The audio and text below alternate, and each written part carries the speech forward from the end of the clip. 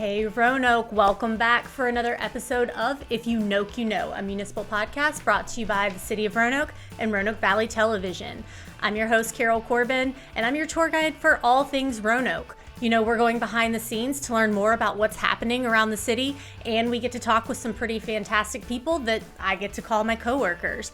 And our new format for If You Noke, You Know really focuses on bite-sized topics and gets you in and out in just a few minutes. So let's find out what we can learn in about 10 minutes. I'm here today with some pretty awesome guests. I have Marc Nelson from Economic Development and Leigh Weitzenfeld from our Office of Sustainability. Marc, Leigh, welcome to If You Noke, You Know. Good morning. Good morning. And so one of the things I do like to do before we kick off why we're here is have you introduce yourself. Can you give me just a little background on what you do for the city and why you're here? Leigh, do you want to go first? Sure. I'm Leigh Weitzenfeld. I'm Sustainability Coordinator for the City of Roanoke. I've been working for the city for just about 11 years, 3 years in my role as Sustainability Coordinator.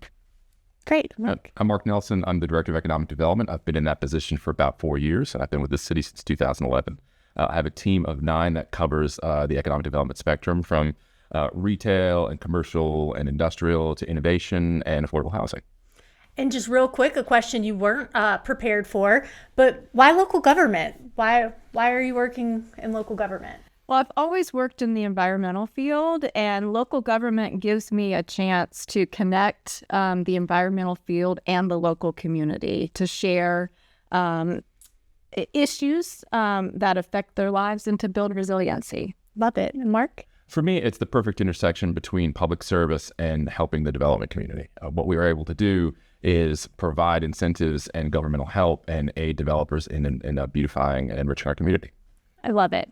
So we're going to hop right into what we're here for today in this episode, which is CPACE. And you know, government at all levels, we love our acronyms. So We do. Leigh, can you tell us, what does CPACE stand for? CPACE is short for Commercial Property Assessed Clean Energy. Yeah, CPACE works. I like it. It's much more succinct. Yeah, love it. So it's time for a little TLDR. Leigh, tell us, what is CPACE? Okay, well, first of all, it's a powerful economic development tool that helps to revitalize our aging buildings. It also supports new development and construction. It increases property values for commercial building owners and provides clean energy. So how does it do that? Like, what does CPACE do?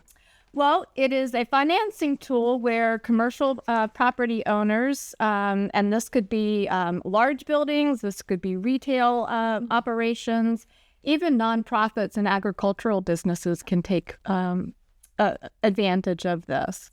Okay. And so they can use it to upgrade equipment, as well as do renewable energy, green infrastructure or EV infrastructure on site. So there's a whole host of things that can be used for it. So a program that kind of helps you finance to either get into more of that, you know, sustainable infrastructure or to upgrade the infrastructure that you already have? Yes, and those upgrades, especially with the cost of rising electricity capacity transmission costs, it actually helps save money for the property owner.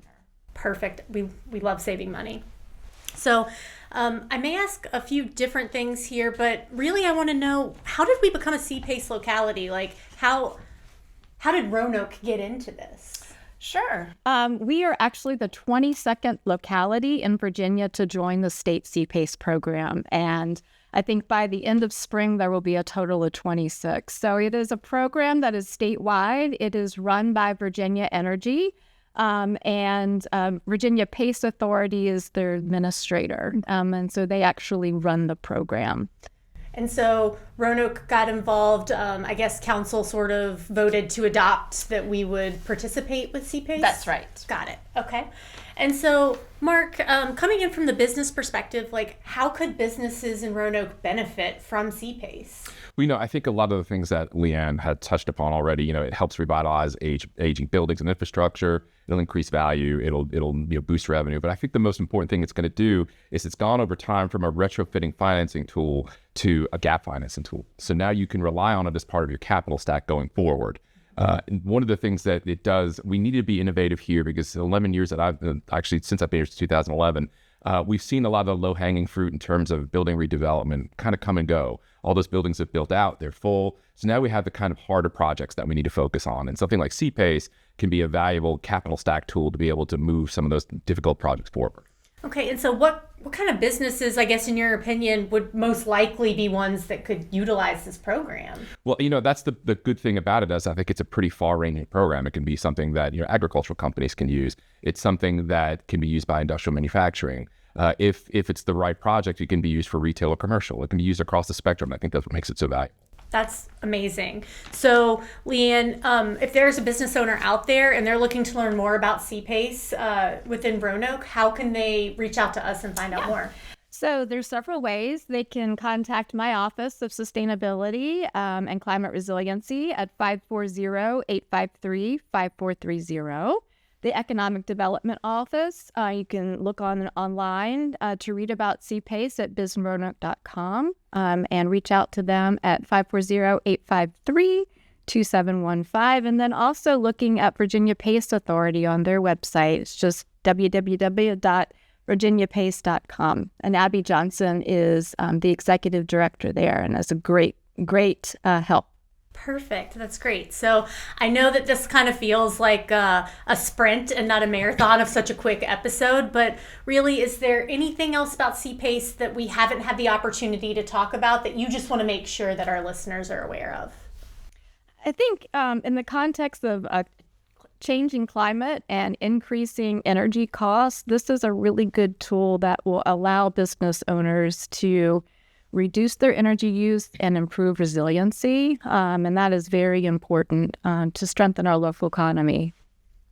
Yeah, I think from a development standpoint, it's important to look at the practical implications of it, to really understand what the program is and then learn more about it. It's a very interesting program. It's a very in-depth program. And the more people and developers can learn more about it, the better it'll be. Love that. So Roanoke, if you have a friend or a family member or you just know a business owner or developer, why don't you mention CPACE? Reach out to Leanne, reach out to Marc, learn more. This is a great tool for our area, and it'll be a great tool to help, as Marc said, sort of provide innovation to some of the development and redevelopment opportunities that we have. And this was a quick 10 minutes. I hope you want to learn more about CPACE. I know I do. And we'll catch you next time for a new episode of If You Noke, You Know.